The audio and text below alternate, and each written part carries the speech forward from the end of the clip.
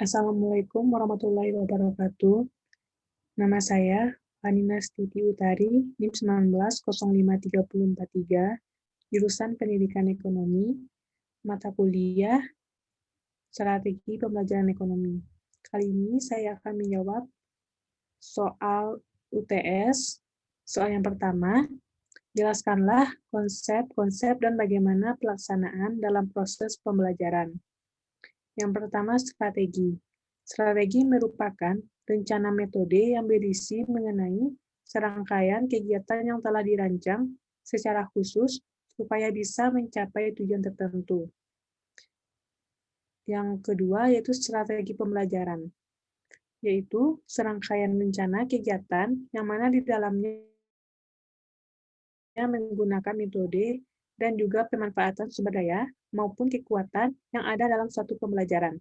Strategi pembelajaran mempunyai beberapa manfaat seperti siswa mendapatkan pelayanan mengenai belajar dan cara berpikir yang lebih baik. Selain itu, strategi pembelajaran juga dapat membantu guru supaya mempunyai gambaran dalam membantu siswa untuk melakukan kegiatan belajarnya, sehingga kendala siswa dalam belajar dapat lebih diminimalisir. Selanjutnya, pendekatan.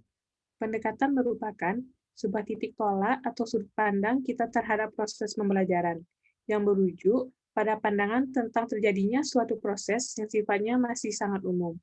Di dalamnya mewadahi, menginspirasi, menguatkan, dan melatari metode pembelajaran dengan cakupan teoretis tertentu. Selanjutnya, metode pembelajaran merupakan proses yang sistematis dan teratur yang dilakukan oleh pendidik dalam penyampaian materi kepada muridnya. Dengan adanya cara ini, maka diharapkan proses belajar mengajar bisa berjalan dengan baik. Terdapat beberapa metode pembelajaran yang dapat digunakan, diantaranya ceramah, demonstrasi, diskusi, simulasi, pengalaman lapangan, debat, dan lain-lain.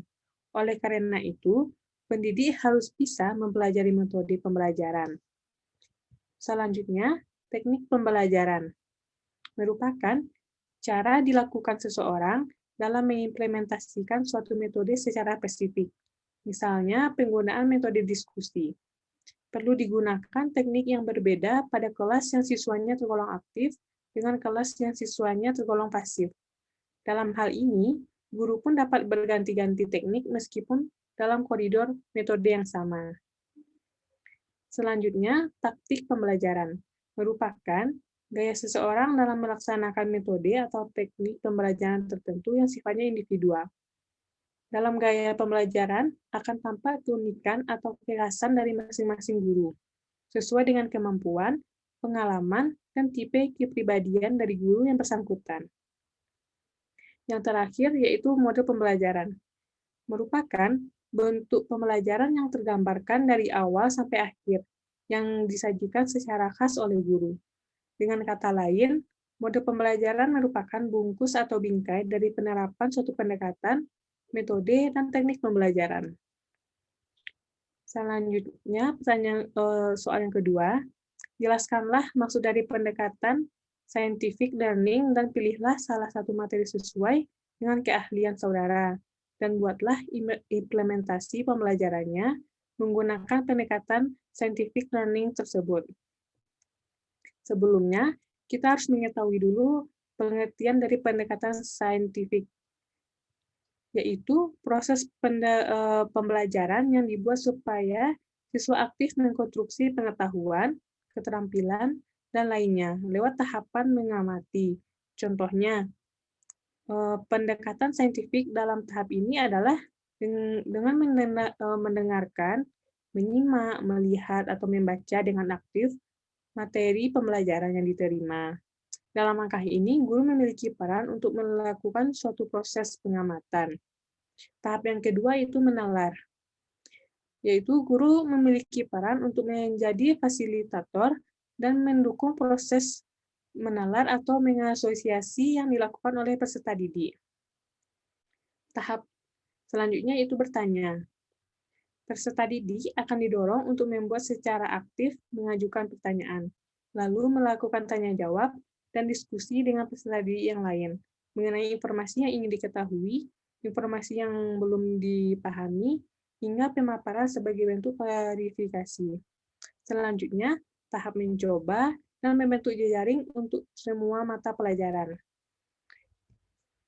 Soal yang ketiga, seorang guru dalam pembelajaran harus menentukan pendekatan pembelajaran yang digunakan. Jelaskanlah pendekatan yang ada dalam pembelajaran dan berikan contoh implementasi pendekatan pembelajaran tersebut dalam pembelajaran ekonomi. Yaitu pendekatannya ada banyak. Yang pertama itu pendekatan konsep, yaitu pendekatan yang mengarahkan peserta didik menguasai konsep secara benar dengan tujuan agar tidak terjadi kesalahan konsep. Pendekatan yang kedua yaitu pendekatan proses, yaitu pendekatan yang diberikan kesempatan kepada siswa untuk menghayati proses penemuan atau penyusunan suatu konsep sebagai suatu keterampilan, proses, dan berorientasi pada proses bukan hasil. Selanjutnya, pendekatan deduktif, yaitu pendekatan yang menggunakan logika untuk menarik kesimpulan berdasarkan seperangkat premis yang diberikan. Selanjutnya, pendekatan induktif, yaitu pendekatan yang menekankan pada pengamatan dahulu, lalu menarik kesimpulan berdasarkan pengamatan tersebut. Selanjutnya, pendekatan ekspositori. Pendekatan ini, gurulah yang berperan lebih aktif dan lebih banyak melakukan aktivitas dibandingkan siswa. Selanjutnya, pendekatan kecerdasan, yaitu sebagai kemampuan untuk memecahkan persoalan dan menghasilkan produk dalam suatu aturan yang beragam dalam situasi yang nyata. Selanjutnya, pendekatan kontekstual, yaitu pendekatan yang membantu guru mengaitkan antara materi yang diajarkan dengan situasi dunia nyata siswa, dan mendorong siswa membuat hubungan antara pengetahuan yang dimilikinya dengan penerapannya dalam kehidupan mereka. Selanjutnya, pertanyaan keempat, pada masa pandemi seperti ini, dengan pembelajaran daring, metode seperti apa menurut saudara yang bagus untuk digunakan dalam pembelajaran? Jelaskan alasannya. Menurut saya, yaitu metode daring, karena memberikan pengalaman belajar yang bermakna bagi siswa, tanpa terbebani tuntutan menuntaskan seluruh capaian kurikulum, kenaikan kelas, maupun kelulusan. Dan memfokuskan pada pendidikan kecakapan hidup, antara lain mengenai pandemi COVID-19.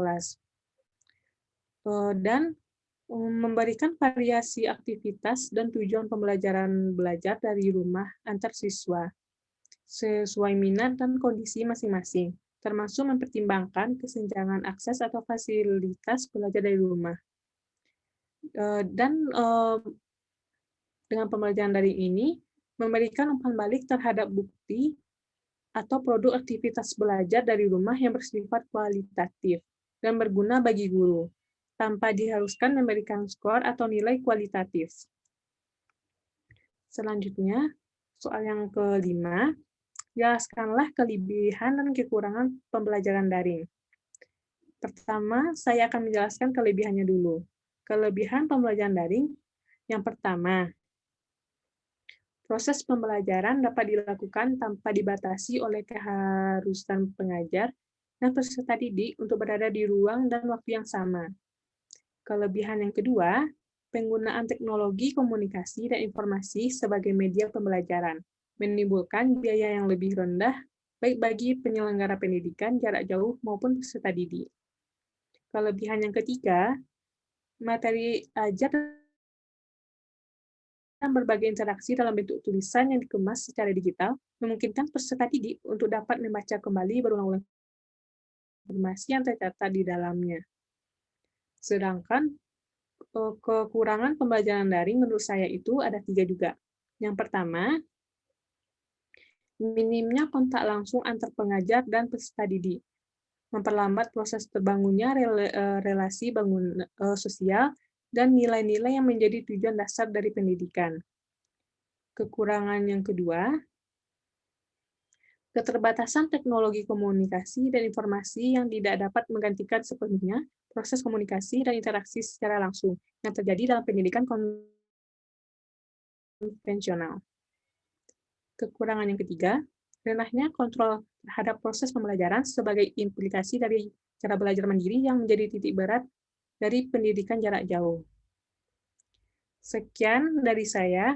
Kalau ada kata-kata yang salah, mohon dimaafkan. Wabillahi taufiq wal hidayah. Wassalamualaikum warahmatullahi wabarakatuh.